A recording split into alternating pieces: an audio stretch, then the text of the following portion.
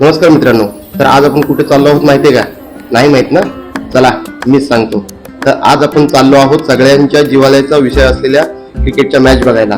हो, आणि या सामन्याचं आयोजन केलं होतं ते दापोली तालुक्यातील कोळबांधे कुंभारवाडीच्या युवकांनी म्हणजेच तरुण मंडळी. तशी तर सर्व मुलं सकाळी लवकरच मैदानात पोहोचली होती आणि मला मात्र तिथे पोहोचायला उशीर झाला होता, कारण आपली झोप आपली पाठ सोडत नाही.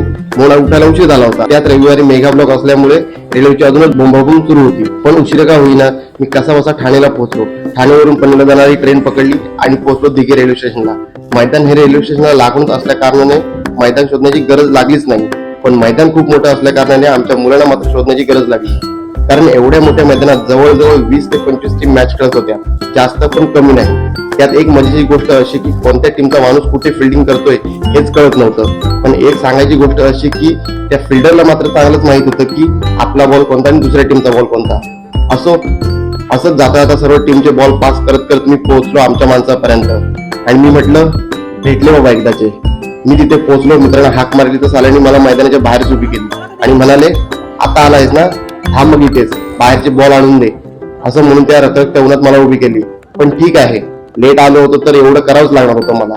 मग काय, बाउंड्री लाईनच्या बाहेर उभं राहून सर्व मॅचची मजा घेत होतो आणि मैदानाच्या बाहेर गेलेले बॉल देखील आणून देत. आपल्या युवा मंडळींनी आयोजित केलेल्या क्रिकेटच्या सामन्यात एकूण 22 संघ सहभागी झाले होते आणि या 22 संघांना 2 अलग अलग पिचवर खेळवलं जात होतं. प्रत्येक क्रिकेटवीर आपल्या संघासाठी कसून परिश्रम घेत होता, यात काही वादच नाही.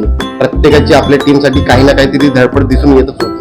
ऊन, वारा, धुरळा याचा मारा सहन करत प्रत्येक टीम शांत, शिस्तबद्ध आणि चिकाटीने खेळत होती. त्यात आपल्या मुलांनी देखील आपला संघ मैदानात उतरवला होता. तसे तर सर्व संघ मैदान गाजत होते, पण आपल्या मुलांनी पण काही कमी दुर्ला नाही उडवला. त्यांनी पण सर्वांच्या नाकात दम करून ठेवला होता. या भावाने तर 6 वर 6 मारले. हा पहिला, हा दुसरा, हा तिसरा, असे अनेक 6चा पाऊस या भावाने पडला. आणि या भावानेच नाही तर या भावाने देखील मजबूत विकेट काढले, अगदी दांडक्यावर दांडके उडवले. हा पहिला, हा दुसरा आणि हा तिसरा एकदम कडक. यांची बॉलिंग, यांची बॅटिंग एकदम दमदार होती की मैदानातील हवा पण त्यांच्या दिशेने धावत होती. सर्व संघांनी कौतुकास्पद सामने खेळले होते. आता सामना म्हटलं की हार जीत ही होतच राहते आणि या सामन्यामध्ये चढ उतार ही येतच राहतात. तुम्ही खचून जाऊ नका, पुढल्या सामन्यात अजून कसून तयारी करा, असं म्हणून उपविजेत्या टीमला एक सन्मान चिन्ह देऊन शुभेच्छा देखील आमच्या मुलांनी दिल्या. मैदानात 22 टीम मधून फायनलची ट्रॉफी पटकावली होती ती कोळबांधेच्या क्रिकेटवीरांनी. टीमने फायनल जिंकल्यामुळे त्यांचा आनंद गगनात मावण्याचा झाला होता. नुसता धिंगाणा आणि धुरलाच. आणि दुसरा क्रमांक पटकावला होता तो अंजनवाडीच्या क्रिकेटवीरांनी. सर्व विजेत्या टीमला ट्रॉफी देऊन रोख रकमेचा चेक देऊन त्यांना गौरवण्यात आलं. या स्पर्धेसाठी लाभलेल्या देणगीदारांचे आणि आलेल्या मान्यवरांचे सन्मान चिन्ह देऊन आभार व्यक्त करण्यात आले. खरं तर त्या लोकांचं पण आभार मानायला पाहिजे ज्या युवा मुलांनी या स्पर्धा आयोजित करून त्या व्यवस्थितरित्या पार पडल्या. त्यांचं पण जेवढं कौतुक करावं तितकं कमीच आहे.